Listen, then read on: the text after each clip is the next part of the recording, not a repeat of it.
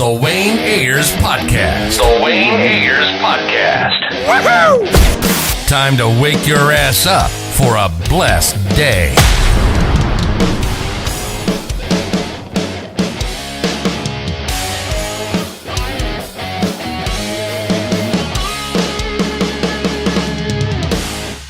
How you been? How you doing, everything? I'm doing great. It's good to be here. That's good. That's good. Let's get started with the Mandalorian series. You know, one of the best series out right now. What was like your initial reaction like when you got casted to like this part, which people still don't really know like about your character as well either. But like how did it feel like your initial reaction getting casted? Well, I knew very little initially. The show had not been named yet. The show had not been announced at all. I knew it was some sort of Star Wars live action show, but it was on this strange new streaming platform that Disney was launching. The details were very sparse because, of course, they were trying to keep everything secret, which includes telling the actors next to nothing. And I'm really glad for that because it meant that I didn't really have much to make me nervous. I had no idea it was going to become the hit that it has become, which meant I could just focus on doing my work. And there was so much with this character to dig into.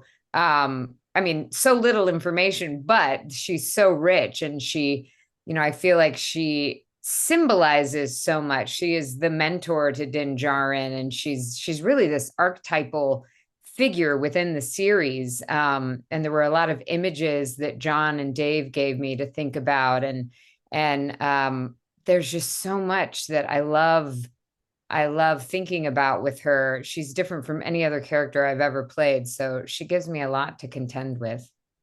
No, yeah, I feel like your character like knows so much more than what she actually discloses. Like, are we gonna ever get like a background story of the armor? Because I know like some people like the armor is like dope and cold and everything, but they don't know much about her. I don't know how much we're going to learn about her. There's not a lot of details that we've sort of purposefully stayed away from trying to pin her down too much because it seems to serve her better to stay a little. Forgive me, that is my dog barking. I think at the Amazon delivery man. It seems to serve her better to leave things open because, as you said, she's somebody who always seems to know more than she's letting on.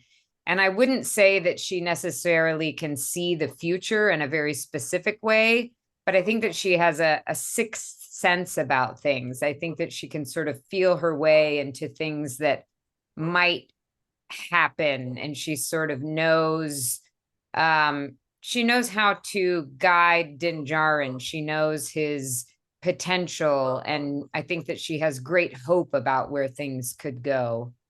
But she's different from anyone else that I've played because it actually helps me not to get too specific about her own personal journey, because I think that she does really serve his journey, and she serves the Mandalorians as a whole and really the story as a whole in that way. So No, yeah.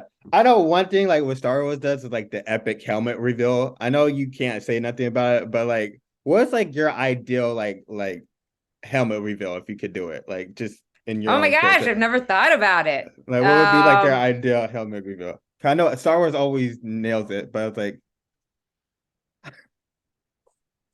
I think I haven't thought about it because I don't want to jinx it. I'm sure that if and when it happens, they will have the perfect way to do that. Hold on just a second. I'm going to go deal with Arthur. Sorry about that. oh, no worries. He likes to pretend that he's tough, but if anyone actually did break in, I don't know that he would do anything. Yeah, I don't want to jinx it. I don't know what the perfect helmet reveal would be. I'm going to leave that to the geniuses. Okay. I know like fans have like throw out like the crazy theories about the armor and everything. Like what's the biggest misconception you heard about the armor? Well, one of the things that I have been asked a lot since that episode of the Book of Boba Fett is or not necessarily asked, but a lot of people have have been really upset with me. And they say, how could you do that to him? How could you banish him? And I have to remind them, I didn't do anything. He's the one that chose to remove his helmet. He knew what the consequences were. He made an informed decision. He felt it was worth it in that moment. And anytime you have taken an oath and then you decide to go against that oath, there's going to be consequences. And I think that we learn a lot when we have to answer for something that we've done like that. And I think that the armorer is always interested in his growth. I don't think she's out to just punish anyone for the sake of punishing them. And I think the same is true with Din. So I would venture to guess that there's a lot that he's going to learn, whether or not he succeeds in his quest or not, this redemption that he's seeking to find. So I do think it's easy for us to look at somebody like her who is an authority figure in many ways and who upholds these rules. And we tend to chafe against rules. We think like, they're horrible, but rules are there to oftentimes give us structure that protects us. Without rules, everything will fall apart. Yeah. I mean, our parents, when we're kids, we're like, I don't want you to give me all these rules and it's horrible. And yet they only do that because they love us. It's to keep us safe. So, and then when you break them, something bad happened to you, but damn, maybe I should listen to my mom, dad, Yeah. But no. I know sometimes in shows, like everything can't make the episodes. Was there something that you shot that you wished made the episode? Well, I do wish that we had, oh my gosh, I'm so relieved for the magic of filmmaking and the fact that so much can be edited out. Because when I put on that helmet, I'm basically blind. I can't see anything. And there's a lot of moments where we Mandalorians just run into each other. We bonk helmets together. We trip on things. It's like the Three Stooges. And I wish that there were a bloopers reel that they would release just with that footage, because we could have an entirely different show that's a comedy just with that. So I don't want that to be in The Mandalorian, because that would be an entirely different tone. But I wish that we could have a separate show that's a whole comedy series of Mandalorians just being idiots, because we have plenty of that material too. Yeah, speaking of the helmet, like how does that even work? Like, how do you breathe and everything out of there? Like, how does that how is the helmet situation? The helmet situation is very complicated. It depends on, oh my gosh, if it's hot where we're shooting, it can fog up very quickly. And anyone who does cosplay knows this. I now have great sympathy for people who build these elaborate cosplay things and then go to conventions in the summer.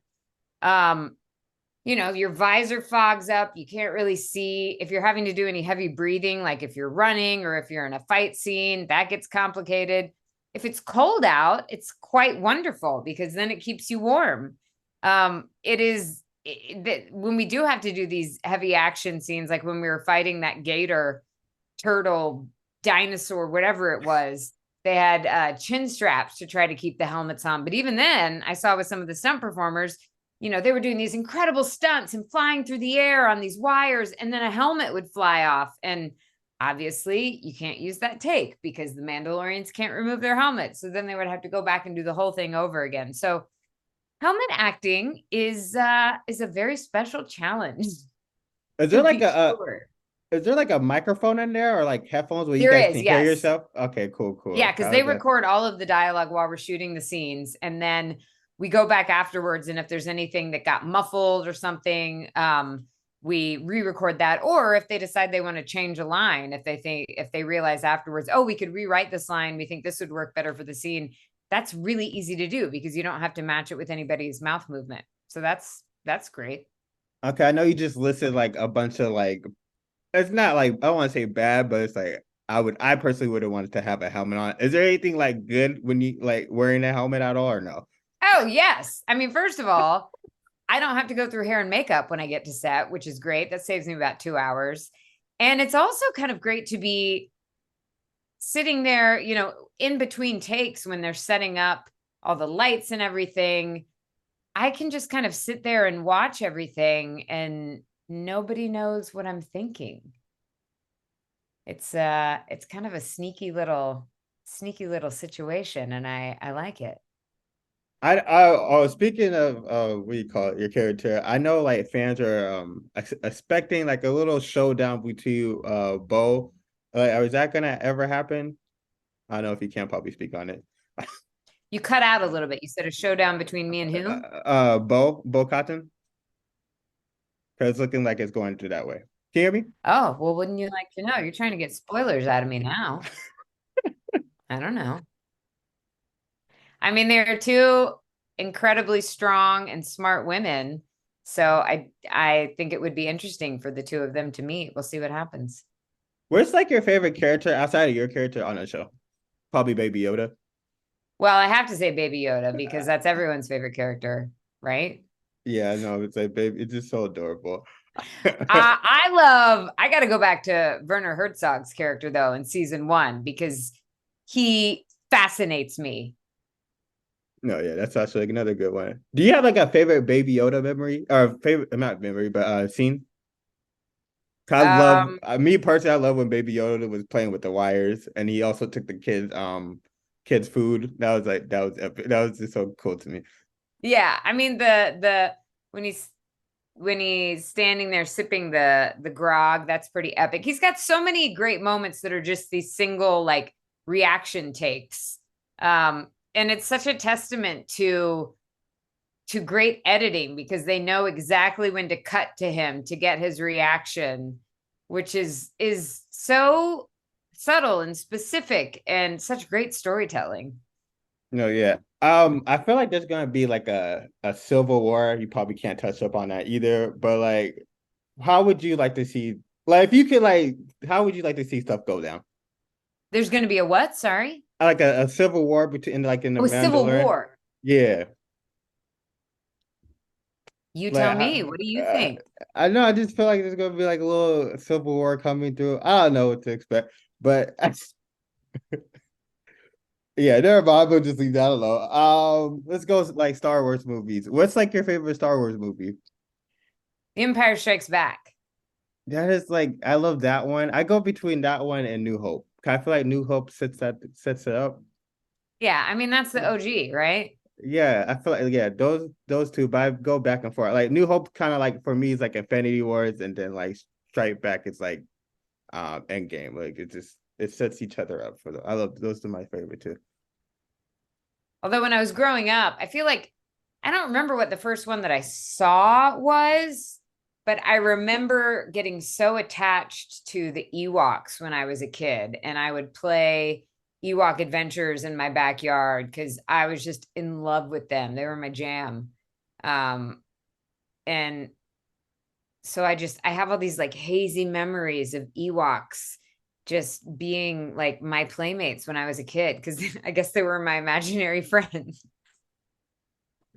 No, yeah, I love them too. Star Wars villains. I forgot to ask you this earlier. If you could put like a Star Wars villain into the Mandalorian series, which Star Wars villain would you want to see? Oh,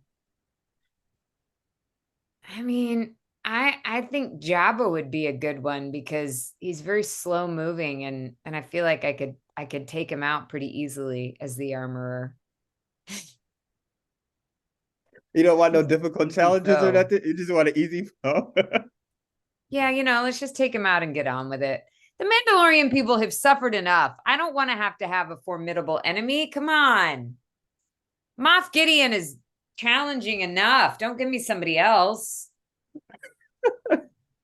Oh, I know, like, because you were also on one of my favorite shows ever, like Supernatural. That was like one of my favorite Oh, shows, thank you.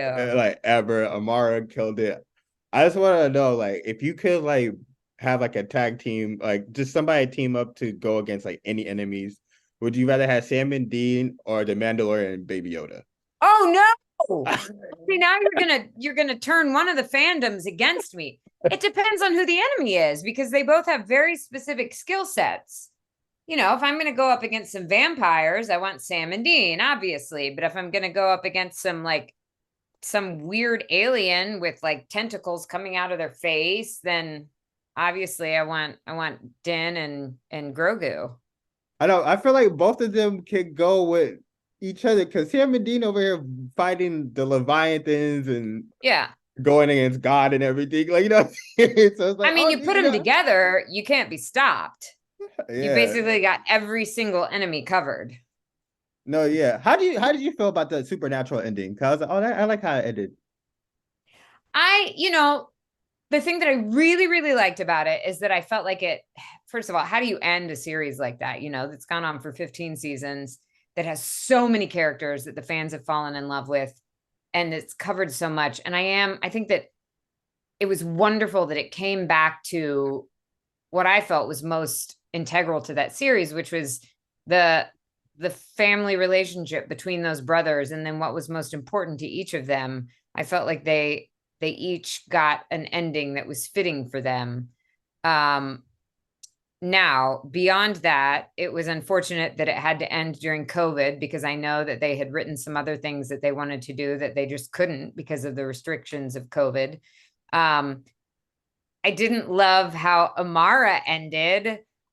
I felt like, I wanted something better for her. I didn't want her to just get absorbed into her stupid brother. And I felt so sad for her because she had such an incredible journey. She went from basically wanting to wipe out all of humanity to being willing to have hope and to take a chance. And then she got betrayed by stupid pretty face Dean when she finally said, okay, I will take a chance on humanity. I will take a chance on trusting you. And I'm glad that she was willing to have that faith.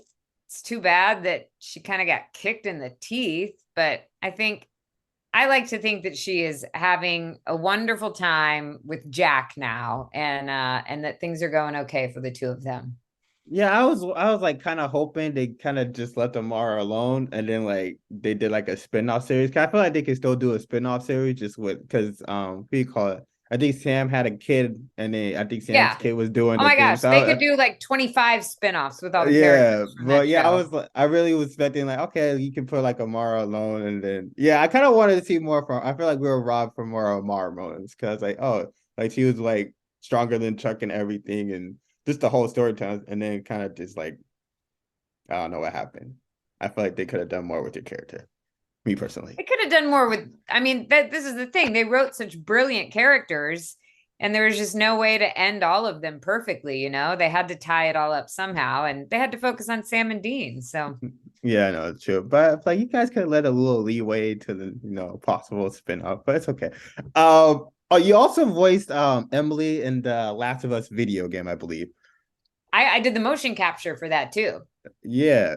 Did you ever give like kind of like fans like video games, like if you don't do it right, people like go after you when they do the shows? Like, did you give Pedro any advice like before he did the series? No, I did not, because I mean, I don't feel like I have advice to give him about getting that right. I did my part in that video game, and I stayed in my lane. I was not going to dare counsel him about how he should do Joel. Oh no, I just want to know if you give it. I be seeing the fans like when they do video games to like TV shows and they don't get it right, all hell breaks loose. It's like, oh my god, like I didn't know you guys really felt that way. So I just want to know if you gave any advice or not. Pedro does just fine on his own. He had that covered. I mean, he's so beautiful in that role, and I just think it's delightful that he gets to be. He is so naturally such a warm and loving and charming person, and so he plays this father figure so charmingly and so beautifully, and he was fine. He didn't need my advice. Do you have like a favorite Pedro moment, like between just you two? Just in life. Yeah, just in life. Well, I love how much our worlds have intersected, because I actually, we know each other from long ago in New York doing theater with the same people at the same time. And I've always admired his work and just enjoyed getting to know him. And then I was on The Mentalist, and he came in as Lisbon's fiance. And I don't remember if we ever actually had scenes together, but it was so much fun that to have, someone that I knew coming onto the show when I was on there. And then hilarious that our paths crossed again in this completely different world in The Mandalorian. And it's always fun when you get to work with somebody that you already know and you know in a certain context, and then you get to play with them on this entirely different playground, and you already have this shared knowledge, because half of the challenge, I think, when you're coming onto a film set where you don't often have a lot of time for rehearsal, you don't often have a lot of time to get to know everybody and to get comfortable with them. Half the battle is getting relaxed and figuring out, what your language is together. And so if you already know someone and you already feel comfortable with them, it's just so much fun and it's absolutely delightful. So I can't wait to see where we're going to wind up together next. Speaking of next, I know before I let you go, do you have like a dream project or role that you like really want to do? Is there like a certain like person or a character that you like really want to portray like in a movie or like a TV Oh show? boy. I mean, there's so many people that I would love to work with. And I think in terms of the types of roles I'd want to do, I have been so lucky to play these incredibly strong, formidable, smart women, and I love that. And I think what I'd really like to do is take a load off and just be sort of stupid and goofy um and do like an ensemble comedy that is much lower stakes and is just a complete 180 from some of that and write thing. I do write things with other people. And I love the collaboration that happens when you're, from improv and stuff like that. And I think it would be fun to get into that after doing all of this, like these shows, especially that have all these special effects in this heightened world, and it feels almost like Greek in terms of the size of the emotions and everything. I would love to go in the other direction for a little while.